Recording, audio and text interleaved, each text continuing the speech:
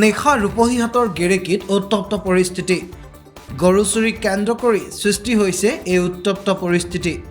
উত্তেজিত ৰাইজে ভাঙি লণ্ডভণ্ড কৰিলে গৰু চুৰি কৰিবলৈ অহা বাহনখন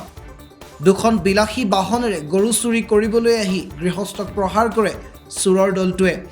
আৰু চাৰিজনীয়া চুৰৰ দলে দুখন বিলাসী বাহনেৰে সোমাইছিল গৰু চুৰি কৰিবলৈ আৰু গৃহস্থই গম পোৱাত ৰুহুল আমিন নামৰ লোকজনৰ মূৰত প্ৰহাৰ কৰি পলায়ন কৰে তিনিটাকৈ গৰু চুৰ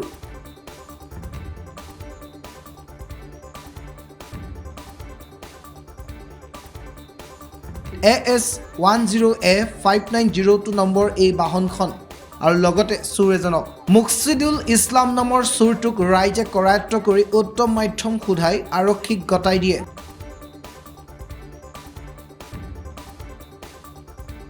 ঘটনাস্থলীত ৰূপহীহাট আৰক্ষী উপস্থিত হৈ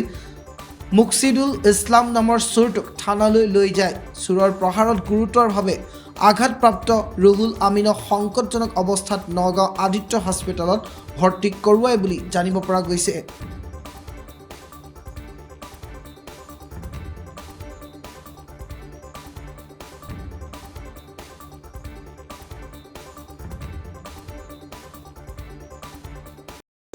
আমাৰ ঘৰেৰ সন্মুখত দুটা গাড়ী আহিছে আৰ পিছত এটা গাড়ী যেটো গাড়ীত চোৰ তিনটা এটা গাড়ীত সিঙ্গেল চোৰ যেটো আছিলে সেইটো বেক সাইডত আছিলে থকাৰ পিছত ঘৰৰ ভিতৰৰ পৰা যেতিয়া গৰুটো উলিয়াই লৈ আহি পেলাই গাড়ীত উঠাব বিচাৰিছে সেই চোৰ দুটা আগতে গাড়ী ষ্টাৰ্ট ৰাখিছিলে চোৰ দুটা তিনটা পলাই গুচি গ'ল পলাই যোৱাৰ পিছত পিছৰ গাড়ীখন যেটো সেইটো যাব নোৱাৰিলে আমি মানুহ ওলাই যোৱাৰ পিছত সেইটো আগৰ গাড়ীটো আগতে আমাৰ পুৰা গাপ মাৰি দিলে মূৰত এনেকুৱা জায়গাত যে কিহেৰে গাপ মাৰিছে সেইটো চাব নোৱাৰিলো কিন্তু গাপ মাৰাৰ পিছত যে মূৰত তেজ সেইটো গাড়ী যাব নোৱাৰিলে মানুহ ভিৰ লাগি গ'ল পুৰা মানুহ ভিৰ লগাৰ পিছত সেইটো গাড়ী ইয়াতে ৰখাৰ পিছত সেইটো গাড়ী পলাই গুচি গ'ল সেইটো আমাৰ ঘৰৰ সন্মুখতে গেৰেখি আমাৰ 12টা 12:30 বজাত গাড়ী দুটা এটা গাড়ী আমি ৰাখিব সক্ষম হৈছো আৰু এটা গাড়ী ৰখাব নোৱাৰিলো আমি যেটো গাড়ী ঘাপ মাৰিছে সেইটো ৰখাব নোৱাৰিলো ঘাপ মাৰি পলাই গুচি গ'ল এটা গাড়ী ৰাখিছো আমি ইয়াতে ৰাখিব পাৰিছো আমি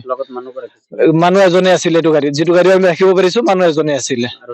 সেইটো গাড়ীত তিনজন মানুহ আৰু যাক গাপ দিছে তেখেতৰ নাম কি তেওঁৰ নাম হেৰি ৰুহুল আমিন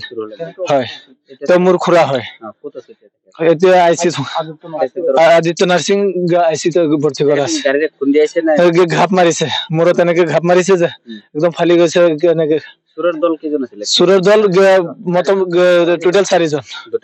দুটা গাড়ী আহিছে এটা গাড়ী আমি ৰাখিছো এটা গাড়ী আমি ৰাখিব পৰা নাই চুৰ এজনক আটক কৰিছো আৰু বাকি তিনজন পলাব হুকুম কৰিছে সিহঁতে হুকুম পাইছে এতিয়া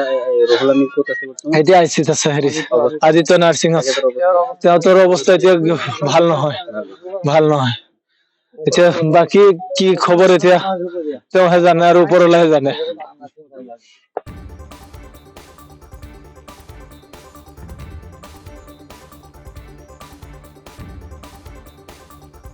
ৰূপহীহাটৰ পৰা আমানুল্লাহ খানৰ ৰিপৰ্ট